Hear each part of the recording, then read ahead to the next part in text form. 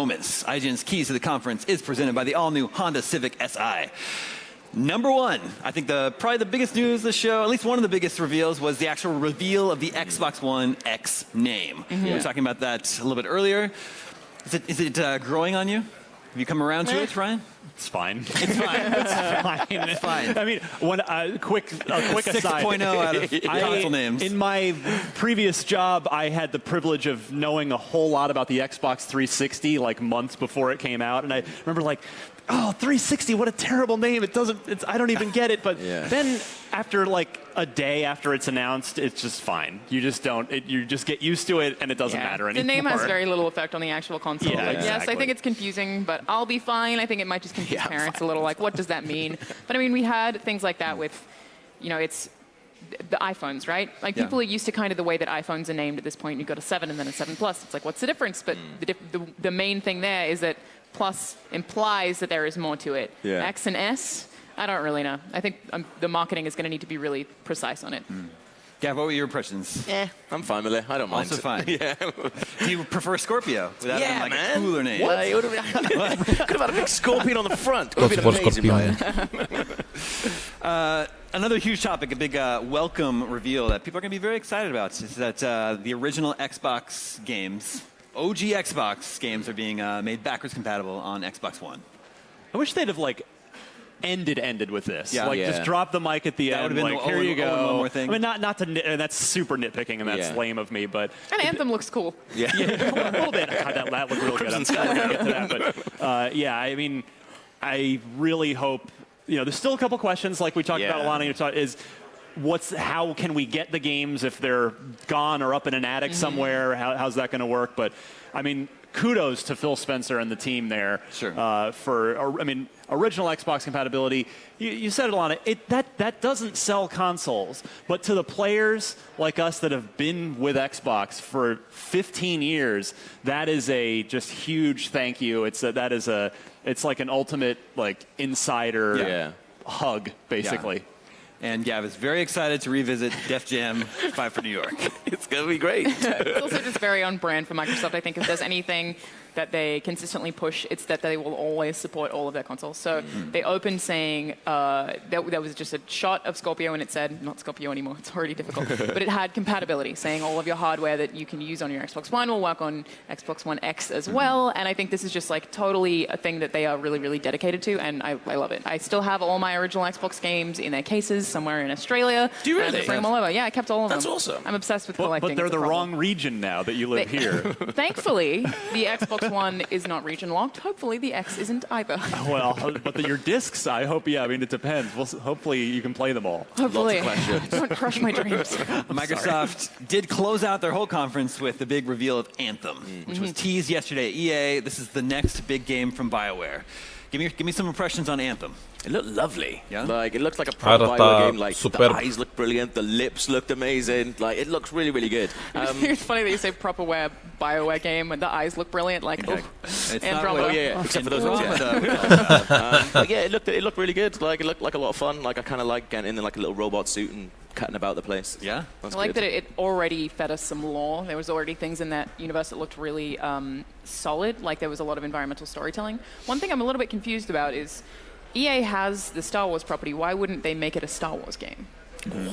Well, because that deal will eventually expire. It was a 10-year licensing deal, and this they can own forever. For a long time. And keep all the money. It just seems very odd to make another sci-fi game that isn't a Star Wars game when they're coming out with something. You're saying, which, by the way, I'd be totally on board with, you'd have rather this been Star Wars Knights of the Old Republic 3. Yeah, that's exactly what I'm saying. I'm with you on that. Nah, but no, I thought it looked fantastic. That was one of the most visually impressive demos. It was a meaty gameplay demo.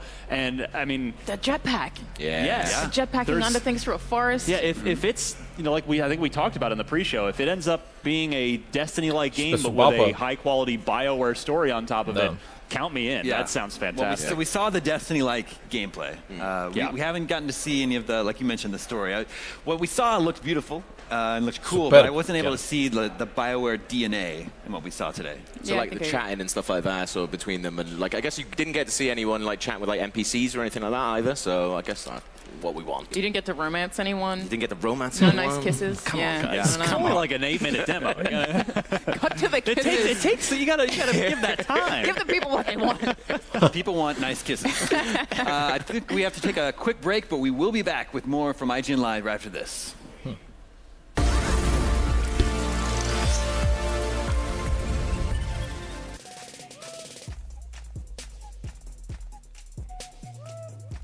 What's up, everybody? James Duggan with IGN Access here at EA Play at E3 2017. A few IGN staffers got to go hands-on with Star Wars Battlefront 2, so let's track them down and find out what they thought.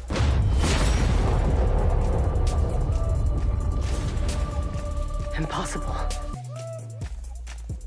All right, first impressions are, it felt like a story-oriented single-player Battlefront game, which is what I wanted out of the first game. Just even in the 10-minute demo, there were a number of cutscenes. So I take that as a good sign that story is really going to be at the heart of this. It's got me optimistic for the rest of the campaign, for sure. This is definitely a Star Wars game, which I think is really important to say because it's not just a game that feels like there's Star Wars things in it. Like, this is a Star Wars story. Let's talk about the protagonist, or potentially antagonist, Iden Versio, who's described as a creative director as somebody who can believe in the good of the Empire. That says to me that they're interested in kind of contextualizing her villainy. Did you get that sense? Yeah, absolutely. And casting Janina, I think, is inspired. I think you saw it on stage today. She was incredible. And the fact that we're seeing a Star Wars story presented from this point of view feels so different and refreshing than anything we've seen recently. So how did the single-player gameplay differentiate itself from what we've played from Battlefront 2015 and kind of Battlefront 2 multiplayer?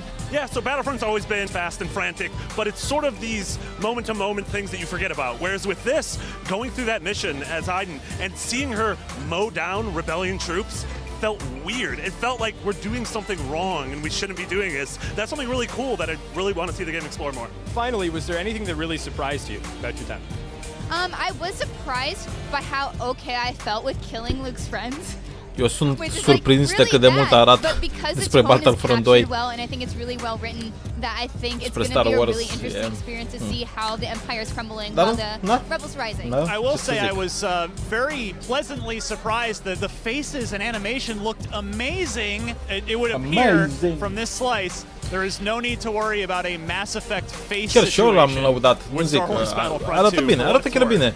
So that's what our editors thought of Star Wars Battlefront 2, but we want to know, what do you think? Fac ceva excese And for all things video games in E3 2017, keep it right here on IGN. Dar, na, dacă căsut așa mult fați, IGN Live's entertainment event of the year is almost here, and we got your all access pass. IGN live from San Diego Comic-Con. World premiere trailers and breaking news as it happens. The biggest stars and the world's best cosplay. IGN live from Comic-Con. Coverage starts July 19. IGN is the world's #1 media brand for video games and entertainment. From breaking news and brand new trailers to reviews, let's plays, and the latest tips and tricks, IGN brings you the videos you crave everywhere you watch. Whether you're on the IGN app, PlayStation, Xbox, YouTube, Facebook, Snapchat, or IGN.com, IGN's got you covered on everything you care about. IGN, the #1 source for video game fans worldwide. Did you know that IGN has an app that gives you all the tools you love right in the palm of your hands? It's fast, and you can save videos and articles for later, check your personalized feed, or check out all the latest reviews. Download it now on the iOS or Android App Store. Two friends, one controller. IGN's Link Together turns Zelda Breath of the Wild into a co-op experience where Link is controlled by two players via splitting the Joy-Cons. Hyrule becomes a much more dangerous place, and friendships teeter on the edge. Check out Link Together Thursdays at 3 p.m. Pacific.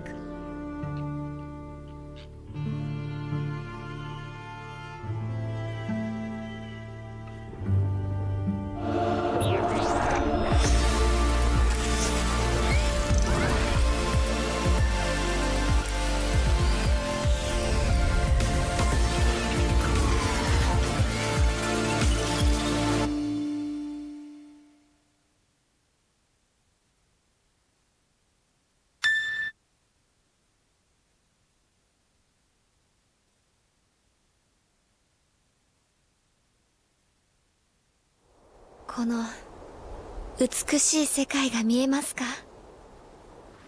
でもこれは仮初めの姿。そう、ここは滅びゆく世界なのです。どうか皆さん、私の世界を助けてください。力を。離れマテリア。ここは俺の世界だ。さあ、お前たち、滅びゆく我が世界のために戦え。光は我らと共にある。俺自身で決着をつけさせてくれ。みんなでかかれば一瞬だよね。どんな試練も乗り越えてみせる。 Asta se pare că e un nou titlu Final Fantasy. Probabil a fost anunțat acum o săptămână. 星よ、答えを見せろ。俺のそばから離れるな。誰かを助けるのに理由がいるかい？すぐに終わらせてやるからな。出会ったことを後悔させてあげますわ。これは俺の仕事だ。やるしかなければやるだけだ。行くわよ。集中なさい。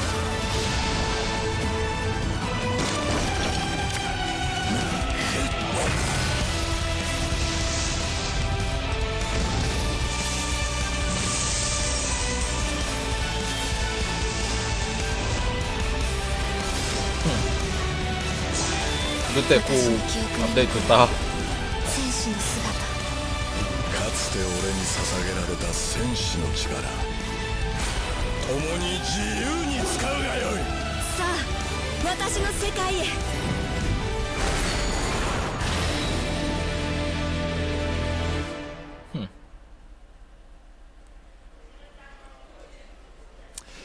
For a few years, fighting game fans have been waiting for Square Enix to bring the arcade action of Dissidia Final Fantasy into homes, and that time is almost here. The newly announced Dissidia Final Fantasy NT has insane 3 vs 3 battles, and we've got an exclusive look. Here to explain it all is Matt Kishimoto, Senior Product Marketing Manager. Matt, welcome to the IGN stage. Thanks for having me. So, give us a little background here. Dissidia is the fighting game Final Fantasy fighting game series, right? Correct. Yeah. So there's been 2 that have been released. The first one came out in 2009, and the second one came out in 2011, both for PSP. Right. And then now this one, it's been in arcades in Japan for a few years now, and then now it's coming to the US for PS4.